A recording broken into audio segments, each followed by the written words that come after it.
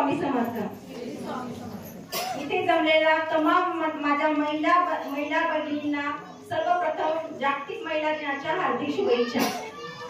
बघा, ज्यांनी हिंदवी स्वराज्याची स्थापना व्हावी हे स्वप्न सत्यात उतरवण्यासाठी ज्या छत्रपती शिवाजी महाराजांच्या गुरु बनल्या आणि गुरु बनून हिंदवी स्वराज्याची स्थापना करून घेतली अशा राजमाता जिजाऊ मैं मेरी झांसी नहीं दूंगी असे इंग्रजांना ठणकावून सांगणाऱ्या झाशीची राणी लक्ष्मीबाई, त्याचप्रमाणे स्त्री शिक्षणासाठी स्वतःला वाहून घेणाऱ्या, अंगावर चिखल माती सहन करणाऱ्या क्रांतिज्योती सावित्रीबाई फुले, त्याचप्रमाणे हिंदू धर्मशाळा आणि हिंदूंची मंदिरे संपूर्ण भारतभर निर्माण करणाऱ्या, आपल्या न्याय देवता म्हणून ओळखल्या जाणाऱ्या अहिल्याबाई होळकर, त्याचप्रमाणे भारतातील महिला एक डॉक्टर म्हणून ज्यांची एक ओळख आहे अशा आपल्या आनंदीबाई जोशी आणि अनाथांची माय म्हणणाऱ्या आपल्या सिंधुताई सपकाळ, अशा सर्व ज्यांची नाव घेता आले त्या आणि अशा भरपूर माता भगिनी अशा होऊन गेल्या, त्यांना सर्वांना आधी माझा मानाचा मुजरा. बघा, आपण म्हणतो 8 मार्चला जागतिक महिला दिवस, 8 मार्चला जागतिक महिला दिवस. सकाळपासून शुभेच्छांचा वर्षाव झाला. तिने जसं सांगितलं तसं अगदी या दिवसाचा उद्देश म्हणजे काय आहे, या दिवसापासून आपण जो महिला दिन साजरा केला जातो त्याचा एक उद्देश आहे की महिला ह्या सबलीकरण झाल्या पाहिजे. पण खरंच महिला ही सबल झाली आहे का हो? महिलांच्या हातामध्ये सर्व आहेत का हो? तर अर्थात नाही.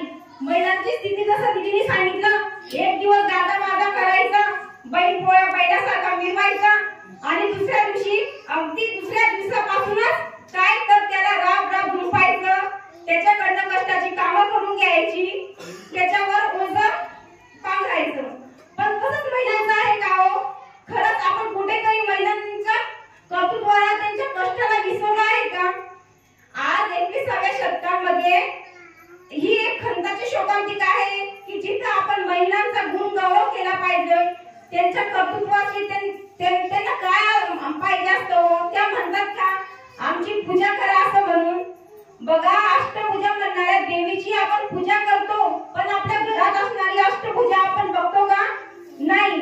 लक्ष्मी पूजनाच्या दिवशी आपण घरामध्ये लक्ष्मी आणतो, तिची पूजा करतो, पण घरात जी खरी लक्ष्मी आहे, जी आपली पत्नी आहे, जी बहीण आहे, तिला आपण नाही ते बोलतो, तिला उन्हा करतो, तिच्यावर नको ते अवहेलना करतो.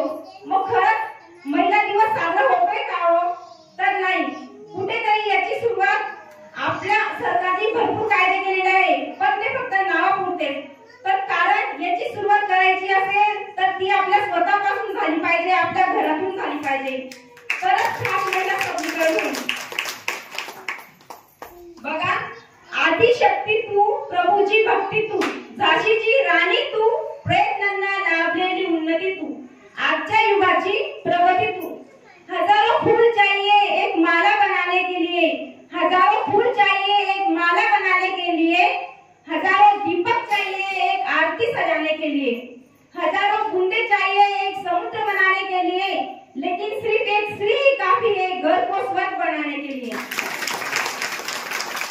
बघा, पुरुष शिकला तर तो त्याच्या पुरता शिक्षित होतो, पण घरातली महिला शिकली तर ते संपूर्ण घर शिक्षित होतं. ती एक आई आहे, ती ताई आहे, ती मुलगी आहे, ती एक मैत्रीण आहे, ती पत्नी आहे, ती सून आहे, ती सासू आहे, ती आजी आहे, पण या सर्व आधी ती एक स्त्री आहे. म्हणून याचा आम्हाला अभिमान वाटला पाहिजे. आज स्त्री प्रत्येक क्षेत्रात प्रगतीपथावर आहे.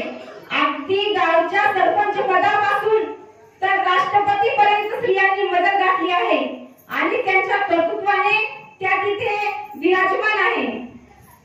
महिलांना आजच्या आधुनिक युगात जर तुम्ही स्वतःला याआधी काय करावं लागेल, याला सगळ्यात कारणीभूत म्हणजे महिला. तुमच्यातला स्वतःचा स्वाभिमान जागा करा.